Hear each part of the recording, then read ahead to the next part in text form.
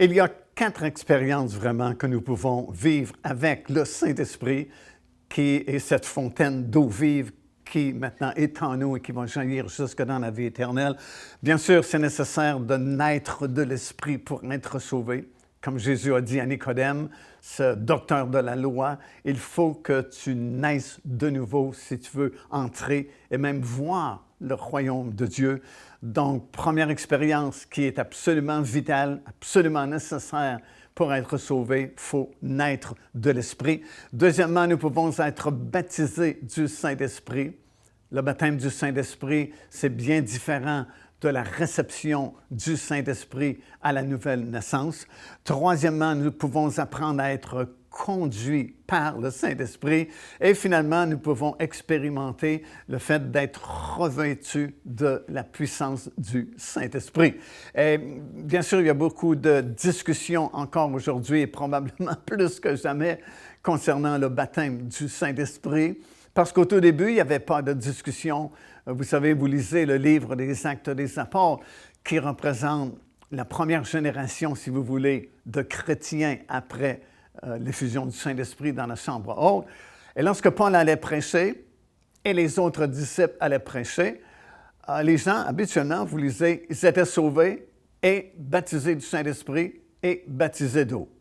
Ou sauvés, baptisés d'eau, baptisés du Saint-Esprit. Les 3 piliers, les 3 fondations principales de toute vie chrétienne solide, le salut, le baptême d'eau, le baptême du Saint-Esprit. Et il n'y avait pas de discussion parce que les dénominations n'existaient pas à l'époque. Il n'y avait qu'un seul message qui était prêché. Alors, c'était plus facile pour les gens de recevoir ces 3 expériences simultanément ou de façon très rapprochée. Salut, baptême d'eau, baptême du Saint-Esprit. Et la promesse a été faite, vous savez, jusqu'à la toute fin, jusqu'au retour vraiment du Seigneur Jésus-Christ. Nous le lisons dans Actes des Apôtres, 2e chapitre, le verset 37 et jusqu'au verset 39, alors que l'apôtre Pierre va prêcher le premier message de l'Église après l'effusion du Saint-Esprit dans la chambre haute, et il va leur expliquer qu'ils doivent se repentir, accepter le Seigneur Jésus-Christ comme Seigneur et Sauveur, et il ajoute ceci, vous recevrez le Saint-Esprit. Et il ajoute finalement, ça c'est dans Actes des Apôtres, chapitre 2 et le verset 39, de façon plus précise, il dit ceci, cette promesse du Saint-Esprit, ou du baptême du Saint-Esprit, elle est pour vous, donc la génération de l'apôtre Pierre, les gens à qui il parlait à l'époque. Deuxièmement, il dit la même promesse, elle est pour vos enfants. Vos enfants, c'est l'autre génération qui viendra après la génération de l'apôtre Pierre. Mais il ajoute troisièmement, et c'est pour tous ceux et en aussi grand nombre que le Seigneur, notre Dieu, en appellera. Alors, ça veut dire aussi longtemps que le salut sera prêché, tant et aussi longtemps que le Seigneur Jésus-Christ ne sera pas revenu sur cette terre pour établir son royaume de façon visible, physique et littérale, le baptême du Saint-Esprit est toujours possible. La promesse, elle est toujours là aujourd'hui parce que c'est ce que la parole de Dieu nous dit et c'est ce que l'apôtre Pierre a prêché comme premier message de l'Église. Écoutez, lorsque Pierre a prêché ce message-là, les gens avaient dit, notre cœur a été vivement touché. Que devons-nous faire maintenant? Alors, ce que Pierre va leur dire va devenir comme un standard, va devenir comme un classique, ce que nous devons faire lorsque nous acceptons ou quand notre cœur est touché et que nous voulons accepter le Seigneur. Et la formule qu'il donne, c'est « repentez-vous, baptême d'eau et baptême du Saint-Esprit ». Troisième verset, ou troisièmement plutôt dans la liste des 4 choses qui sont mentionnées dans le verset 2 et le verset 3 du psaume 23, ça dit « Il restaure mon âme ». Bien sûr, maintenant que nous sommes sauvés, il y a tout un travail de transformation qui va commencer à s'opérer dans notre âme. Notre âme, c'est nos sentiments, nos émotions, notre raisonnement humain, notre intelligence. Et selon Romains chapitre 12, tout cela maintenant doit être transformé par notre esprit qui est né de nouveau et qui va recevoir l'enseignement de la parole de Dieu. Et par cet enseignement de la parole de Dieu, nous devons renouveler notre intelligence, renouveler notre façon de penser ou notre raisonnement humain. Et c'est pourquoi ça dit, il va restaurer notre âme. Il va nous faire du bien afin que nous devenions comme inébranlables, comme c'est mentionné dans l'Épître aux Hébreux. C'est vraiment la volonté de Dieu qu'avec les années, nous devenions inébranlables dans le Seigneur Jésus-Christ. C'est ce que nous lisons dans Hébreux et je pense que c'est le 6e chapitre de l'Épître aux Hébreux, ça nous explique que notre âme, bien, elle est comme cette espérance que je mentionne, c'est comme une ancre solide qui pénètre au-delà du voile, là où Jésus-Christ est entré pour nous, et c'est une ancre pour notre âme qu'il est écrit. Et comme j'ai mentionné, l'âme, c'est nos émotions, nos sentiments. Et souvent, les chrétiens sont plus conduits par leurs émotions et leurs sentiments que par leur esprit. Et ça nous dit dans ce texte, dans Hébreux chapitre 6, que notre âme, elle est comme une ancre. Une ancre va servir à stabiliser un navire. Vous jetez l'ancre et le bateau ne bougera plus. Et c'est la même chose dans le domaine spirituel. Et finalement, il dit, il va maintenant me conduire dans les sentiers de sa justice. Alors, écoutez bien l'image. Personne n'accepte le Seigneur Jésus-Christ, trouve la paix, la joie, la bonté, la bénédiction, parce que c'est des forces qui sont transmises dans son esprit, découvre la parole du Seigneur qui est comme une nourriture pour son esprit et pour son âme, sont de verts pâturages. Il avait soif, il y a une fontaine d'eau vive qui va devenir une source en lui qui jaillira jusque dans la vie éternelle. Alors il est désaltéré. Il est au soleil de la justice et c'est comme s'il se dit, je veux vivre toute ma vie ici, dans l'abondance, dans les verts pâturages. C'est merveilleux. C'est une expérience extraordinaire.